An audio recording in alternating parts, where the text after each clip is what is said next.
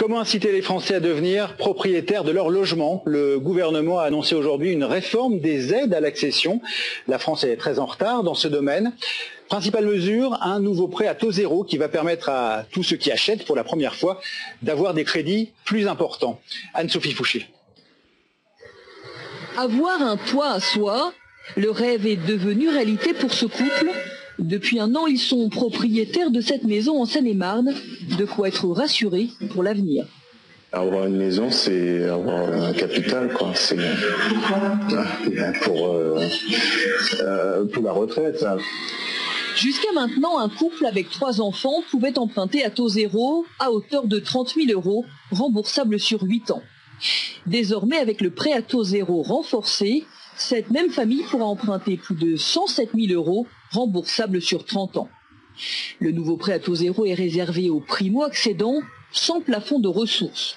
Mais attention, son montant dépendra de la composition familiale, des revenus et de la zone géographique. Pour les spécialistes, ce nouveau dispositif est plus égalitaire. Effectivement, la difficulté majeure pour les jeunes, entre guillemets, parce que les primo-accédants, ce sont le plus souvent des jeunes, c'est de pouvoir acquérir ce qu'ils souhaitent. Or, bien souvent, on est en limite basse, et donc ces mesures, ces coups de pouce, permettent d'aider des gens qui veulent avancer dans la vie, tout simplement. Objectif affiché du gouvernement, favoriser l'accession à la propriété. La France compte 57% de propriétaires, contre 66% en Europe. Et sans détour, pour mieux comprendre cette réforme, je reçois sur ce plateau du Soir 3 Benoît Paru, le secrétaire d'État au logement. Bonsoir. Bonsoir. Alors, on va revenir avec vous sur ce nouveau dispositif, mais partons d'abord du constat. L'accession à la propriété est à son niveau le plus bas en France depuis 15 ans. Le candidat Sarkozy voulait une France de propriétaires en 2007. Qu'est-ce qui n'a pas fonctionné? C'est justement cette France de propriétaires qu'on met en place à partir d'aujourd'hui, à partir de ce nouveau produit. Et pourquoi depuis 3 ans ça marche pas? Pour une raison très simple, c'est que depuis 15 ans, les prix de l'immobilier ont tellement explosé par rapport aux revenus des Français que beaucoup de Français qui pouvaient devenir propriétaires il y a 15 ans ne le peuvent plus aujourd'hui. Depuis 3 ans, depuis 2007, il y a notamment eu la crise. Là, on est en sortie de crise, on se dit que c'est le bon moment pour réaliser cette promesse présidentielle de la France de propriétaires. Et même les maisons à 100 000 €, ça n'a pas marché non plus?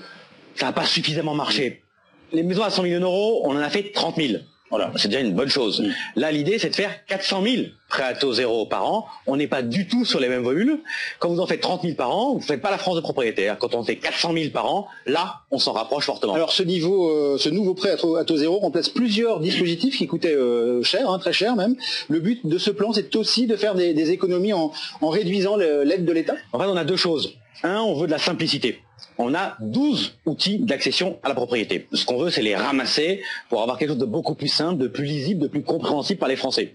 D'ailleurs, on est en train de mettre en place des calculateurs sur iPhone, sur iPad, sur ordinateur, surtout pour que les choses soient simples. Et puis, on a une deuxième volonté qui est d'être plus efficace. Les chiffres que vous avez montrés à l'instant le montrent. On va avoir un produit plus fort pour mieux aider les Français. Mais au passage, on peut faire des économies. Pourquoi?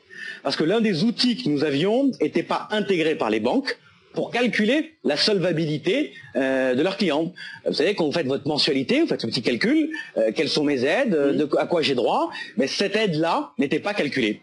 Et donc ça va nous permettre d'en mettre une très grande partie dans le prêt à taux zéro pour qu'il soit beaucoup plus fort, pour mieux aider les Français à devenir propriétaires, et l'autre partie, c'est les économies. Alors, il y a eu plusieurs réactions aujourd'hui. Selon le patron du groupe immobilier Nexity, gros groupe, ces mesures sont intéressantes pour les familles à faible revenu, mais pas pour les classes moyennes, contrairement à ce que vous affirmez. Non, les calculs que nous faisons nous montrent qu'on va vraiment avoir au cœur de cible de cette réforme les classes moyennes, parce qu'on va avoir un produit qui va s'adapter réellement au marché de l'immobilier, c'était pas le cas jusqu'alors, un produit qu'on va verdir, qui va encourager à faire du BBC, et en fonction des plafonds de revenus qu'on a retenus, les classes moyennes et les modestes seront ceux qui bénéficieront le plus de ce produit-là et qui pourront donc devenir propriétaires. Alors avec ce système, la demande va être plus forte. Est-ce que ça ne risque pas de faire flamber les prix?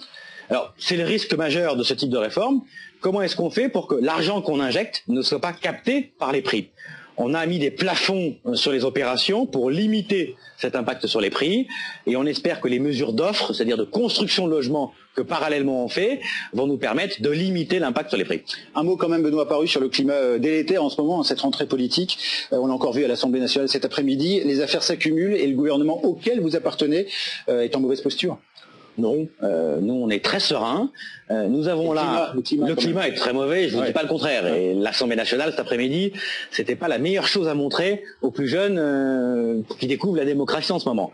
Mais si on prend l'histoire, entre guillemets, l'affaire Le Monde, il n'y a pas un élément de preuve. Il n'y a pas un seul fait avéré. Et ceux qui nous attaquent, c'est qui? Martine Aubry, qui était ministre de François Mitterrand. Ségolène Royal, qui était au cabinet de François Mitterrand. François Hollande, qui était au cabinet de François Mitterrand. Et Elisabeth Guégou, qui était au cabinet de François Mitterrand, à l'époque où on avait là des écoutes téléphoniques envers des journalistes. Qu'est-ce qui se passe dans cette affaire? Dans cette histoire, on souhaite qu'une chose. Il y a le secret de l'instruction. Il faut le respecter. Et puis, il y a des personnes qui sont détenteurs d'informations qu'ils n'ont pas divulguées. Ils les divulguent, c'est normal qu'il y ait une enquête pour savoir comment ça s'est passé et pourquoi. Merci beaucoup Benoît Aparo d'être venu sur le plateau du Soir 3.